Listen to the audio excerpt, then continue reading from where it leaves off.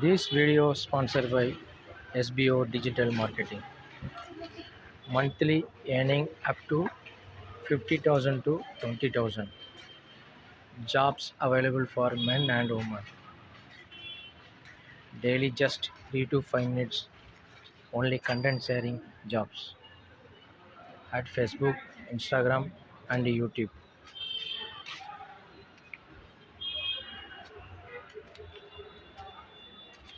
Skip பண்ணாதீங்க. பெரிய தப்பு. தினம் ரூபாய் சம்பாதிக்க அரிய வாய்ப்பு. இன்ஸ்டாகிராம், Facebook பயன்படுத்த தெரிந்தால் போதும் content post and content publishing மூலமா தினம் ரூபாய் சம்பாதிக்கலாம். இந்த வேலை செய்ய 5 நிமிடம் போதும். Work training support, group communication support, all language customer live chat support, முக்கியமா சொந்தமா ஒரு பிசினஸ் ஸ்டார்ட் பண்ற அளவுக்கு உங்களால கற்றுக்கொள்ளவும் முடியும், சம்பாதிக்கவும் முடியும். இந்த வேலை வாய்ப்பு வழங்குவது 5 வருடத்திற்கு மேல ரன் ஆகிட்டு இருக்க நம்ம தமிழ்நாட்டு company school of business organisation private limited. மேலும் விவரங்களுக்கு டிஸ்கிரிப்ஷன்ல கொடுத்திருக்க நம்பருக்கு வாட்ஸ்அப் பண்ணுங்க. The storeroom secretite. The old storeroom at the back of my grandmother's house had always been a place of mystery. It stood slightly apart from the main building, its tin roof rusted, its wooden door sunk a little from years of monsoon rain. No one ever went inside except Grandma, and even she entered only when absolutely necessary. As a child, I often wondered what secrets it held, but I was always warned, don't go near the storeroom after sunset. Timed. One afternoon during the summer holidays, curiosity tugged at me more strongly than ever. Grandma had gone to the market, and the house was unusually quiet. The storeroom door was slightly ajar, swaying gently with the warm wind. It felt like an invitation. Twirled. I pushed it open carefully. A musty smell greeted me: dust, dried herbs, and something metallic. Light filtered in through small cracks in the roof, forming golden stripes on the floor. Inside were old trunks, broken furniture, jars filled with spices long forgotten, and stacks of yellowing newspapers tied with twine. But what caught my attention was a large, black trunk in the corner. Unlike everything else, it wasn't dusty. It almost seemed alive. Time. Drawn to it, I knelt and tried lifting the lid, but it wouldn't budge. My fingers traced the carvings on the top, intricate patterns of leaves and vines, the kind I'd never seen on anything in Grandma's house. Just as I leaned closer, a faint clinking sound came from inside. Tide. My heart raced.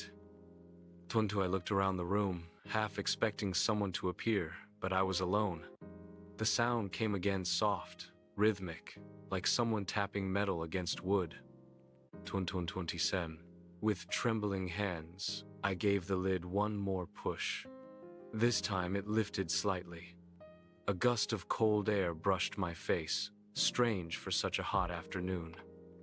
Now, inside, I saw a collection of old brass objects, coins, tiny statues, lockets, and a thick leather-bound book. The book seemed the oldest of all, its cover cracked, its pages uneven. I reached for it. Shh. The moment I touched it, something thudded behind me. Shh. Chend. Spun around. Chend. Nothing. Chend.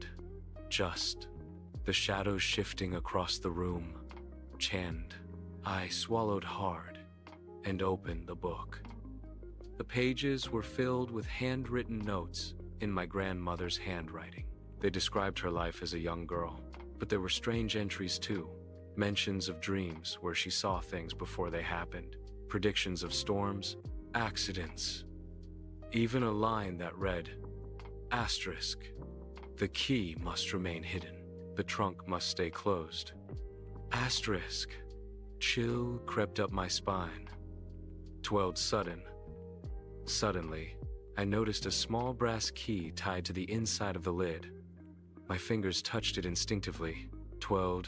Before I could decide what to do, I heard footsteps outside, the unmistakable slow shuffle of Grandma's slippers. She called my name, her voice unusually sharp. I hurriedly shut the trunk and backed away. When she entered the storeroom, her eyes widened with something I had never seen in her fear. Twine. You opened it, she whispered. Twined. I froze. unsure what to say. Toying, she walked to the trunk, touching the lid with trembling fingers. This trunk holds the things your great-grandfather brought from his village. They're not dangerous, but they bring memories best left alone. Hyo. Her voice softened. Some stories are heavy, child. They can change people. Hide. I looked at her, confused, but also strangely calm. Then why keep them? She smiled faintly. Because someday, someone will need to know the truth. Time. She closed the trunk firmly, locked it, and motioned for me to follow her out. As the storeroom door shut behind us, I felt the mystery deepen rather than fade. Tom. I knew one thing for certain: I would return someday. Because some secrets don't stay hidden forever. Tom.